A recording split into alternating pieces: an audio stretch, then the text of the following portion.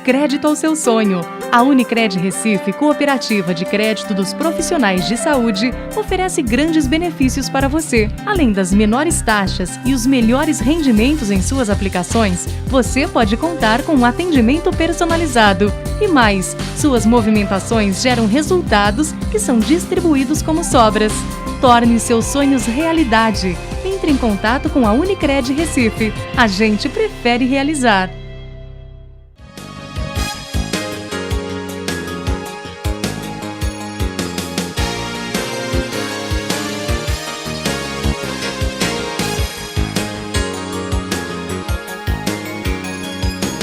Boa noite! Estamos começando mais um programa Medicina Estética com o Dr. Emílio Leão, onde você conhecerá grandes nomes da medicina pernambucana.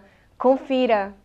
Boa noite, o nosso programa Medicina Estética tem o prazer de trazer aqui a doutora Araci Bibiano, que é pediatra, e vai falar conosco sobre aleitamento materno. Tudo bem, Araci? Tudo bom, boa noite. Qual a importância da amamentação no desenvolvimento da criança? A amamentação é muito mais do que nutrir o bebê, né? Nutrir com leite. Então, quando o bebê ele mama, ele procura nesse peito muito mais do que leite para encher a barriguinha dele. A gente sabe que na maioria das vezes que chora é fome, mas algumas vezes ele está ali procurando carinho, proteção, amor. Então, existe duas vantagens muito grandes, né? Além da importância, além de se nutrir, ele está recebendo amor. Então, são as duas coisas que são mais importantes. Existem inúmeras, né, vantagens com relação à amamentação, mas assim, a importância maior realmente é isso. Além de estar tomando leite mais nutritivo, é o carinho e é o calor materno que ele está recebendo durante a amamentação. É possível a mãe produzir mais leite, no caso a mulher ter pouco leite, aí toma aquele algodoeiro, tem essas crenças, né? Na verdade, assim, o que faz produzir leite é o bebê mamar. Então, quanto mais ele mama, mais leite chega. Eu sempre falo que a amamentação é uma fonte, o peito é uma fonte inesgotável de leite. Então, quanto mais ele suga, mais leite chega. Então, o que faz o leite vir é o bebê sugar. Quando isso acontece, existem dois hormônios, um que faz com que esse leite seja produzido e um que faz com que o leite desça, né? Então, quando existe, por exemplo, algumas coisas que atrapalham, que é a tensão, ansiedade, dor, então isso às vezes libera alguns hormônios que diminuem o fluxo de leite. Então, geralmente, o ideal é que essa mãe, quando vá dar de mamar, ela esteja tranquila, né? E os estresses que tiver, a gente procure resolver, né? Coloque o bebê para mamar. E isso faz com que o leite venha naturalmente sem a gente precisar de medicação nenhuma. Mas tem mulheres que têm mais leite, outras têm menos leite, depende de raça, veja só, de nada. No campo você tem um tipo de vaca holandesa, vaca zebu, vaca, cada uma, aí não tem nada a ver. Com mulher isso não tem não, ela pode ser branca, preta, loura, pode ser aquela mulher pobre que não tem que se alimentar, aquela mulher que tem mais condições de ter uma alimentação mais nutritiva. Então, a qualidade do leite é a mesma, né? A diferença é que aquela que talvez não tenha muito alimento, a concentração de gordura dela seja menor, mas a quantidade e a qualidade do leite, os nutrientes são os mesmos. E essa alimentação feita, vamos dizer assim, artificial, através de leite da X, marca Y, quando existe intolerância, há alguma recomendação a respeito disso? Assim, né? A luta da gente é para que esse bebê, ele mame exatamente para que a gente evite isso, né? A gente sabe que alguns bebês, eles podem ter intolerância ao leite de vaca, né? E quando isso acontece, então geralmente o custo para essa família vai ser maior, porque o leite que a gente usa, que é o leite específico para alergia, o leite de vaca, são leites que eles chegam a ser 5 vezes mais caro do que o leite normal, né? Então, quando o bebê mama, esse perigo não existe, né? Então, ele pode, por exemplo, às vezes a cólica que o bebê sente, ele pode até ter mamando, porque ele tem intolerância ao leite que a mãe toma. Só que é muito mais fácil a gente suspender na alimentação da mãe o leite e os derivados de leite, né? Do que ter que comprar aqueles leites que chega a R$90 uma lata de leite dessa. Doutora Araci, a vaidade que as mulheres têm, às vezes muitas vamos dizer assim, se negam de amamentar, achando que depois a mama vai ficar caída ou vai ficar mais flácida, vai enegrecer a areola, alguma coisa assim desse tipo. O que é que você diz disso? Eu sempre falo assim, vaidade extrema não combina muito com a amamentação, né? Então, um questionamento muito comum que as mães têm, a dúvida de achar que dar de mamar faz com que o peito caia. Mas, na verdade, não tem nada a ver com a amamentação. Então, isso é a ver com genética. Então, se a mãe dela teve uma mama flácida, a tendência dela é de ter também, né? Outra coisa também são mulheres que engravidam mais de uma vez. Então, a pele estica e volta. Então, isso faz com que a pele fique flácida. Né? A idade também. A idade, né? Então, nada disso está relacionado. Então, independente, isso é independente da amamentação. Isso... Mas mesmo assim, vamos dizer que vai amamentar, existe algum cuidado específico que se possa ter nessa mama para que tenha, vamos dizer assim, uma menor flacidez? Não, com relação à flacidez, não, certo? Mas, por exemplo, durante a gravidez, a pele, ela já muda, né? A areola, ela já fica mais escura, a pele já fica mais grossa, já fica menos sensível. A gente geralmente recomenda, por exemplo, um banhozinho de sol, que isso ajuda também, antes das 10 horas, né? Então, entre as 10 horas e as 16, não tomar sol. Uma massagem com a bucha macia, sem esfregar, só massageando na hora do banho. Então, isso diminui a sensibilidade dessa mama. E a limpeza normal do banho, né? Então, tem mães que, por exemplo, acham que tem que passar álcool, ou acham que tem que estar lavando o tempo todo, ou tem que, antes de mamar, limpar.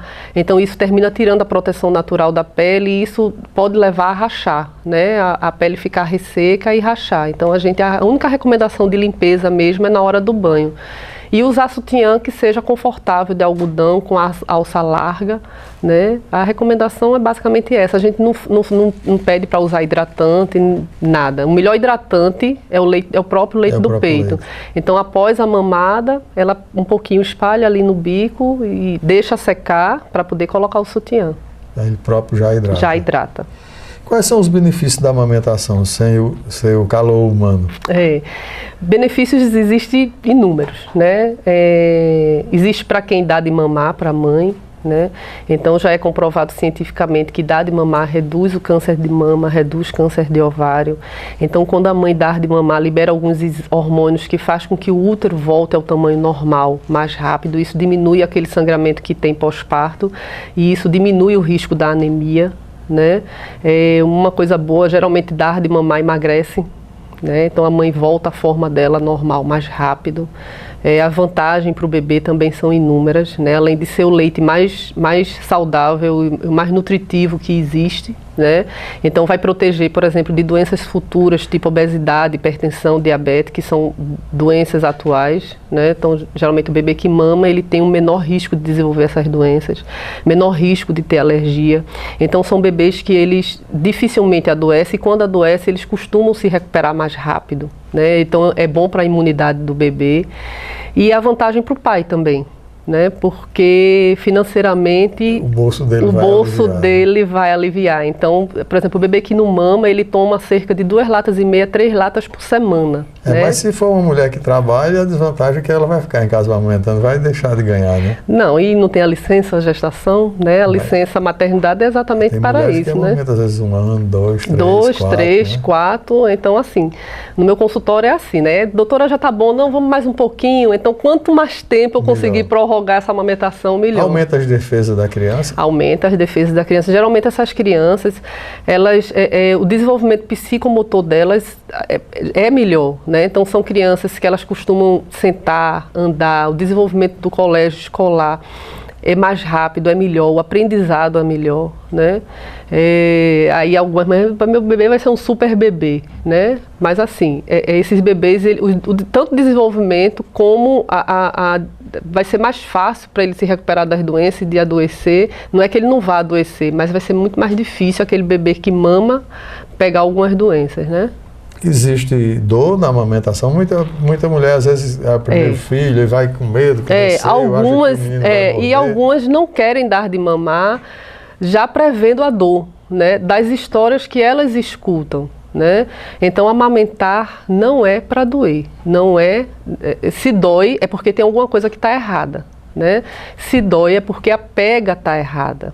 Então, se o bebê ele abocanha, a areola não é o bico, né?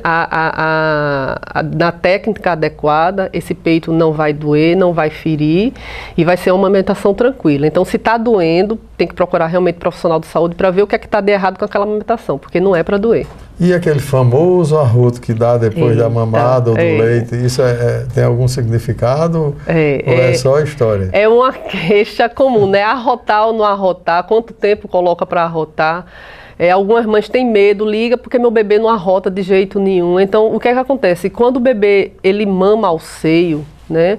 A anatomia do peito com a boca do bebê ela é perfeita, né? Então, por que é que acontece o arroto? O bebê, quando ele come, ele está ingerindo leite e está entrando ar também no estômago. Então, quando ele mama ao peito, a passagem de ar, ou ela não existe ou ela é muito pouca, né? Diferente de quando o bebê pega o bico da mamadeira. Ele fica respirando junto. Então, pois é, e não veda a boca. Então, é muito mais fácil ele ingerir ar mamando na mamadeira, né?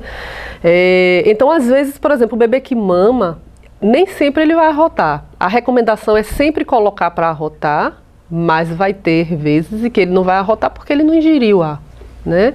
Então, colocar pelo menos uns 10 minutos, 15 minutinhos ele ali, tenta botar para arrotar, ele apoiado aqui no seu tronco, né? A barriguinha dele de encontrar o sua, umas tapinhas de leve nas costas. Esse arroto é para evitar que haja depois um vômito e aspiração. Exatamente. Né? Então, assim, o ar vai para o estômago, o ar é mais leve, então a tendência dele é voltar. Ele volta e às vezes ele volta acompanhado com leite, que é a regurgitação, né? Que em menor e maior quantidade pode fazer com que o bebê realmente se engasgue. Né? Aspire, exatamente. Então, a recomendação é sempre colocar para arrotar. Né? Então, o certo é arrotar. É sempre colocar para arrotar, mas nem sempre ele vai arrotar, porque nem sempre ele deglutiu o ar. Doutora Araci, quem quiser falar com você ou lhe achar no consultório, onde é que vai lhe encontrar? Meu consultório ele fica na Madalena, né? O telefone é o 3082-8967 e ligando a menina dá o endereço, informa como é que chega lá, tudo direitinho. Agradecemos a sua participação e você, nosso telespectador, não sai daí. Logo mais estaremos de volta com Medicina Estética para você. Então, gostou? Para saber mais sobre o Dr. Emídio Leão, basta acessar o site www.doutorleão.com.br ou ligar para a sua clínica no 3231-1000. Agora vamos para um breve intervalo, mas continue conosco. Já já voltaremos com mais medicina e estética para você.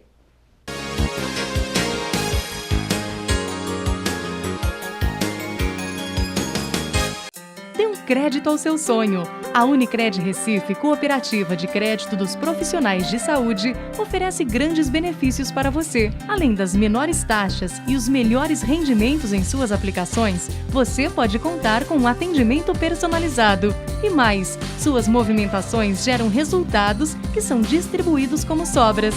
Torne seus sonhos realidade. Entre em contato com a Unicred Recife. A gente prefere realizar.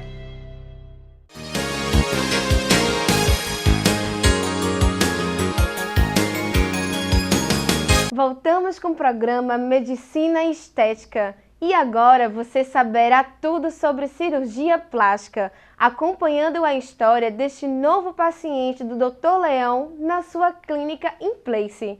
Dr. Leão, é com você!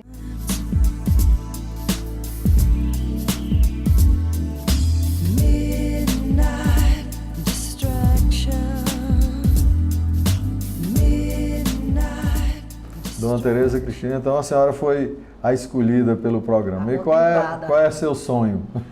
Tirar essas manchas e essas rugas de expressão. Certo. Qual é a sua idade? 51. Eu quero lhe examinar melhor para a gente ver como é que vai ser esse tipo de operação para você, tá ok? Vamos dar uma olhada aqui, doutora Tereza. Realmente a gente vai fazer uma suspensão, um lift nesse rosto. A incisão vai ser aqui pela orelha, na frente um pouquinho e atrás. para levantar todo esse complexo aqui que está caindo, como eu lhe falei, certo? Aqui, ó, uma ligeira levantada na ponta do nariz, o código de barra, para fazer seu lábio ficar mais glamuroso, entendeu? E fecha o olho um pouquinho, tá vendo? As bolsinhas de gordura, e um excesso de pele bem acentuado. Vê, ó, um afastamento da musculatura aqui, a gente vai corrigir isso aqui tudinho, para refazer essa linha da mandíbula, que isso aqui envelhece a pessoa. Isso é um caso bom porque é magrinha, entendeu? A pele obedece bem os levantamentos que nós vamos fazer na musculatura, ok? Ok. Nós vamos ter um resultado muito bom. A senhora já teve alguma doença grave? Não. Não. Que eu saiba, não. Tem problema de pressão?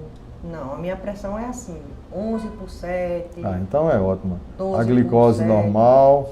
Que eu saiba, eu nunca Certo. tive problema de taxa, não. Já se operou de alguma coisa? Já. Fez que tipo de cirurgia? Eu já fiz apêndice, já tive 3 partes cesáreas. Cesárea. E fiz uma de cisto. Cisto de ovário. Uhum. Ok. Então, mas não toma medicamento algum? Nenhum. Tem alergia a algum tipo de remédio? Não, porque é tão difícil eu tomar um remédio. Certo. Eu Então nem é sei. completamente sadia. Mas Ah, nós vamos até onde comprovar eu sei. isso pedindo alguns exames seus. Exame parecer cardiológico, entendeu? Vai para o cardiologista fazer um eletro, talvez uma esteira, certo? Uma prova mesmo para ver se seu coração está funcionando bem.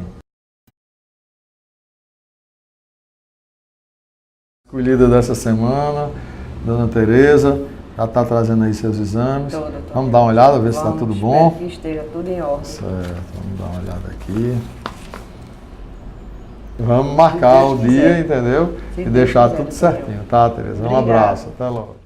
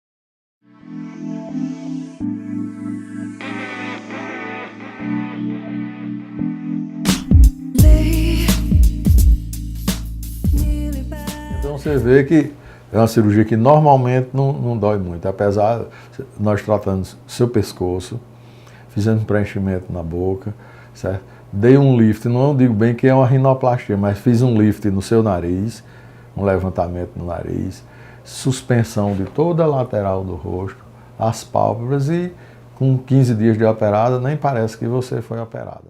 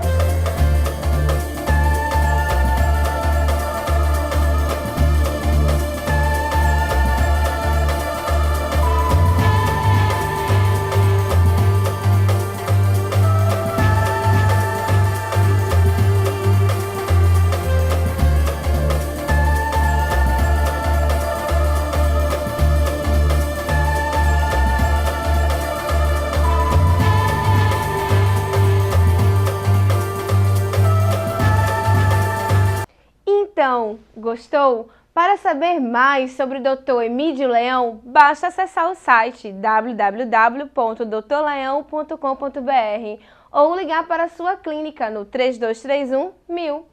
Agora vamos para um breve intervalo, mas continue conosco. Já já voltaremos com mais medicina e estética para você.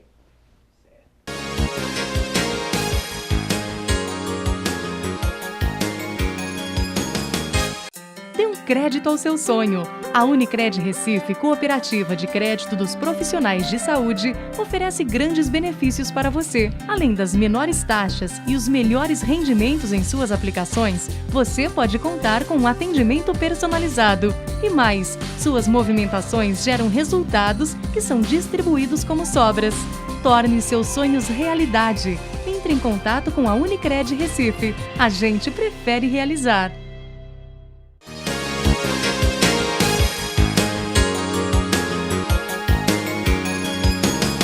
Voltamos agora com o bloco Pergunte ao Médico, onde você, caro telespectador da TV Nova Nordeste, poderá perguntar tudo sobre medicina estética.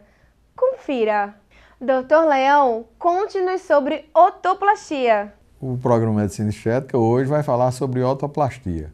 Otoplastia significa a plástica da orelha. Oto, ouvido e orelha. Então, a otoplastia é a correção de uma deformidade que normalmente a gente chama de orelha em abano, ou seja, o aumento do ângulo da orelha em relação à mastoide, que é esse osso que nós temos aqui, ela fica afastada, e a falta de uma dobrazinha que se chama de anti-hélix. Então, na cirurgia, o que é que a gente faz? A gente tenta refazer essa dobra, que seria a anti-hélice, e diminuir a angulação da orelha em relação à mastoide. Geralmente existe uma mola que a cartilagem da orelha faz, na concha, levando a orelha para longe da cabeça. Então, nós na cirurgia fazemos uma incisão atrás da orelha, essa cicatriz ela fica escondida atrás da orelha, e se tira uma fatia da cartilagem, que determina essa armação, ela faz essa mola. Então, na hora que tira essa fatia, a orelha ela amolece e volta a ter, vamos dizer assim, contato com a região parietal.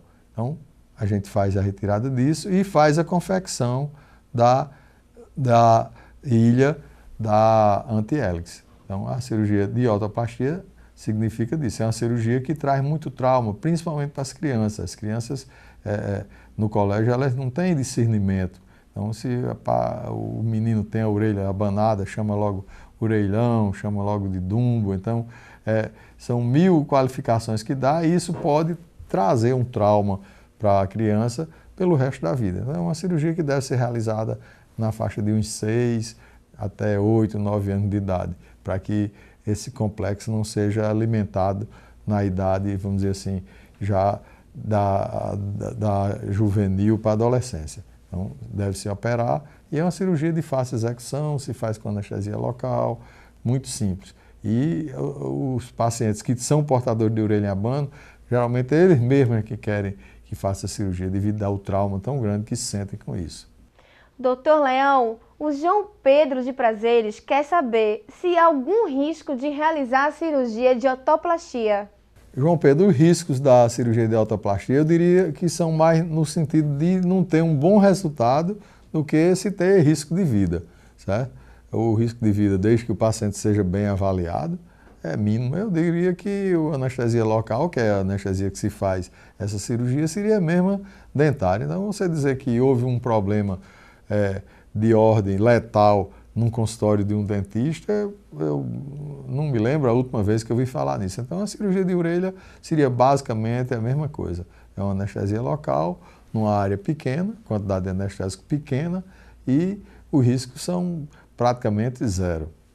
Doutor Leão, o Márcio Pereira de Casa Caiada pergunta qual o tempo que o paciente tem para voltar a trabalhar ao realizar a otoplastia? Márcio, eu diria que a recuperação da cirurgia de orelha em abano ou otoplastia é uma recuperação sacrificada. Dentro da cirurgia plástica, é a única cirurgia que eu garanto que a pessoa não vai sentir dor. Geralmente incomoda, ou incomoda dor numa orelha, ou incomoda nas duas, certo? É muito difícil você fazer uma otoplastia e não ter um incômodo muito grande nos 2 ou 3 primeiros dias, em termos de dor.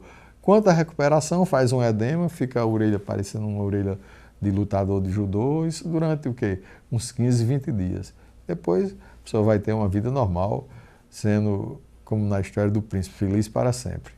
Doutor Leão, a Cândida Maria, de Afogados, pergunta se há alguma restrição de idade para realizar a otoplastia. Cândida, a orelha, ela cresce normalmente até os 7, 8 anos. E depois o crescimento dela é muito lento. Então, nessa idade de 7 e 8 anos, já pode ser feita a cirurgia da correção da orelha em abano. A otoplastia, então, pode ser feita de 7 a 8 anos. Ou depois, se for o caso, a pessoa não se aceitar com 20, 30 anos, pode fazer. Eu já operei paciente até com 60 anos, que sempre teve vontade de fazer e não tinha feito por um motivo ou por outro e operou. Quando o paciente vai ficando mais velho, é pior, porque a orelha ela fica mais endurecida, a cartilagem ela fica mais enrijecida.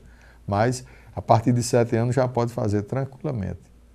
Queremos agradecer a participação do Hospital Alfa, da Grife Vitorina do Shopping Recife e ainda o profissional Luigi Bertolucci Cabelos e Maquiagem. O programa Medicina Estética de hoje está chegando ao fim, mas você poderá conferir muito mais no próximo sábado aqui na TV Nova Nordeste às 20h30 da noite. Até lá!